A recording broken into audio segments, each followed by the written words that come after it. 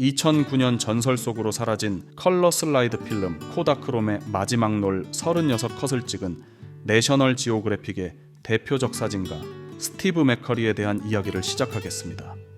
맥커리는 1985년 내셔널 지오그래픽 창간 125주년 기념호의 표지를 장식한 녹색 눈의 아프가니스탄 소녀의 사진을 코다크롬과 니콘 FM2로 찍었는데 이후 세상에서 가장 유명한 사진 중 한 장이 되었습니다.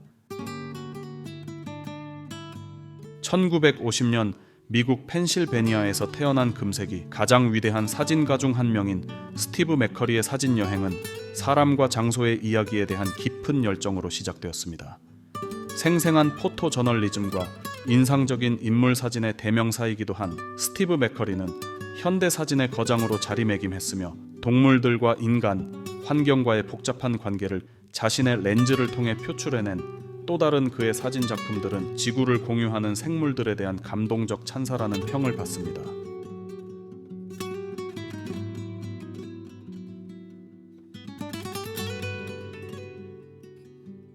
현대를 대표하는 문화적 저널리즘을 다루는 프리랜서 포토 저널리스트인 그는 펜실베니아 주립대에서 연극을 공부하였으며 대학 신문을 위해 사진을 찍기 시작하면서 사진에 관심을 갖게 됩니다.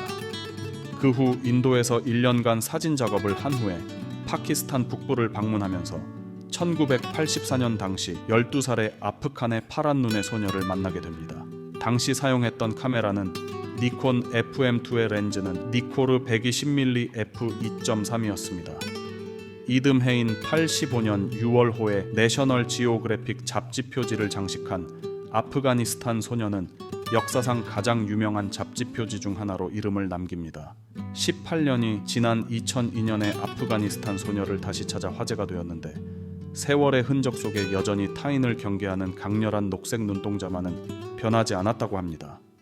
그녀의 이름은 셔버트 굴러이고 1972년에 태어나 13살 때에 결혼해 4명의 아이를 낳은 30살의 엄마가 되었습니다. 이때의 그녀와의 상봉을 계기로 그는 아프가니스탄에서 교육 지원 활동을 하게 됩니다.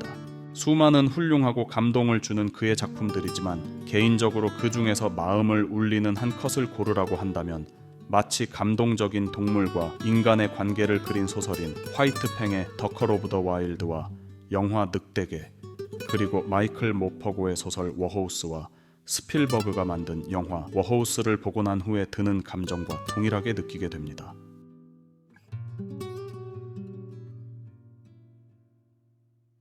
미적 아름다움뿐만 아니라 풍부한 역사적 테피스트리를 상징하는 스티브 맥커리의 사진은 단순한 이미지를 초월합니다.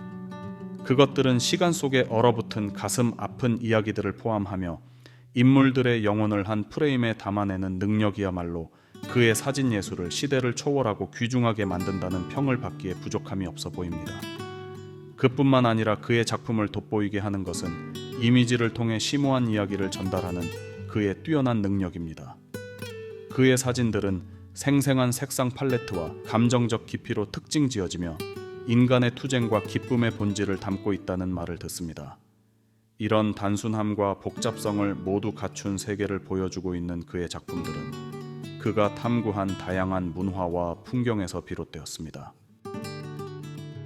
스티브 맥커리는 마음을 흔드는 감동적인 사진, 특히 피사체가 된 인물에 대한 감사한 마음과 경의를 가지고 카메라를 접하는 그의 접근 방식이 다른 문화의 가교가 되어 언어의 벽을 허물고 인간의 아름다움을 기리는 사진으로 이어진다는 말을 듣습니다. 오늘날 스티브 맥커리는 50년 넘게 현대 사진계를 대표하는 인물 중 한 명으로 꼽히고 있으며 사진계에서 가장 권위 있는 상을 수상한 것을 비롯해 런던의 영국 왕립 사진협회로부터 평생 공로자로 센테너리 메달 100주년 메달을 수여받았고 2019년에는 국제사진계에서 명예의 전당에 헌액되었습니다.